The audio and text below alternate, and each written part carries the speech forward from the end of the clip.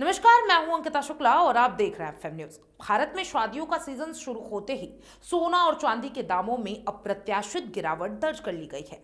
वो सोना जो कुछ ही दिन पहले अपने ऑल टाइम हाई पर था, अब 11,000 रुपए तक सस्ता हो चुका है। विशेषज्ञों के मुताबिक आने वाले दिनों में सोना 1 लाख के नीचे भी जा सकता है। 4 नवंबर को जारी रेट्स के अनुसार 24 कैरेट गोल्ड 861 रुपए सस्ता होकर 1,19,916 प्रति 10 ग्राम पर पहुंच चुका है।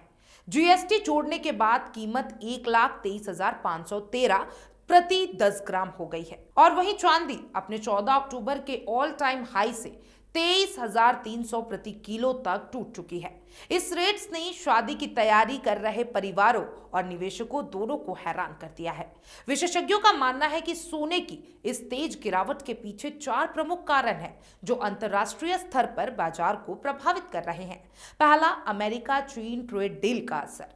सोने की कीमतों पर सबसे गहरा प्रभाव अमेरिका और चीन के बीच हो रही ट्रेड डील का पड़ा है। पिछले कुछ महीनों में ट्रेड वॉर और सप्लाई चेन की समस्या के कारण निवेशकों ने सेफ इन्वेस्टमेंट के रूप में सोने में पैसा लगाया था, लेकिन अब दोनों देशों के बीच समझौते के संकेत मिल रहे हैं। यदि यह डील फाइनल हो जाती है तो निवेशकों का भरोसा शेयर बाजार की ओर लौटेगा, जिससे गोल्ड मार्केट में दबाव बनेगा। यानी जैसे जैसे ट्रेड वॉर कम होगा, सोने की चमक भी घट जाएगी।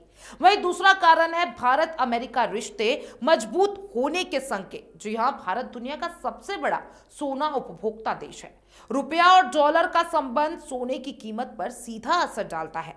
यदि भारत और अमेरिका के बीच नया ट्रेड पैकेज साइन होता है तो विदेशी निवेश बढ़ेगा और रुपया मजबूत होगा। जब रुपया मजबूत है तो सोना कम रुपए में अधिक मात्रा में खरीदा जा सकता है, यानी कीमतें और गिरने वाली है। विशेषज्ञों का कहना है कि अगर ये रुझान जारी रहा तो आने वाले महीनों में सोने का प्रभाव 1 लाख प्रति 10 ग्राम से भी नीचे जा सकता है। देखिए, तीसरा कारण है इजराइल हमास संघर्ष विराम का असर। मध्य पूर्व का राजनीतिक माहौल हमेशा से सोने की दिशा तय करता रहा है। इजराइल और हमास के बीच चल रहे युद्ध ने दुनिया भर में डर का माहौल बनाया था, जिससे निवेशकों ने गोल्ड में शरण ली थी। अब संघर्ष विराम यानी कि सीज फायर की खबरें आ रही हैं और अमेरिका इस बातचीत में मध्यस्थता की भूमिका निभा रहा है। अगर शांति समझौता होता है तो मध्य पूर्व में स्थिरता लौटेगी और इसके साथ सोने की मांग भी घट जाएगी। चौथा कारण है पाकिस्तान अफगानिस्तान में युद्ध विराम की उम्मीद। जी हां, दक्षिणी एशिया के इस क्षेत्र में लंबे समय से अस्थिरता रही है। अगर पाकिस्तान और अफगानिस्तान के बीच स्थायी शांति समझौता होता है तो पूरे क्षेत्र की अर्थव्यवस्था पर सकारात्मक प्रभाव पड़ेगा। इससे निवेशक का भरोसा बढ़ेगा, शेयर बाजार मजबूत होंगे और गोल्ड मार्केट में गिरावट की प्रवृत्ति और तेज हो सकती है। हालांकि इन देशों का व्यापारिक प्रभाव सीमित है, लेकिन स्थिरता का संदेश वैश्विक बाजार को हमेशा प्रभावित करता रहा है। विशेषज्ञों का कहना है कि अगर उपरोक्त चारों भू राजनीतिक घटनाएं सकारात्मक दिशा में जाती हैं तो सोना 1 लाख से भी नीचे जा सकता है। कई अंतर्राष्ट्रीय रिपोर्ट्स में कहा गया है कि आने वाले समय में डॉलर की मजबूती, इक्विटी मार्केट की रिकवरी और राजनीतिक स्थिरता के चलते गोल्ड की मांग घटेगी।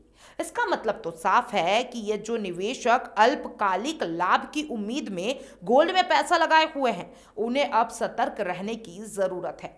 अगर आप लॉन्ग टर्म इन्वेस्टमेंट करते हैं तो ये समय एवरेजिंग का हो सकता है। सोने की कीमतों में गिरावट का मतलब ये नहीं है कि गोल्ड की अहमियत खत्म हो सकती है, बल्कि लंबे समय में यह एक सुरक्षित और स्थायी निवेश यानी कि सेफ इन्वेस्टमेंट बनता रहेगा।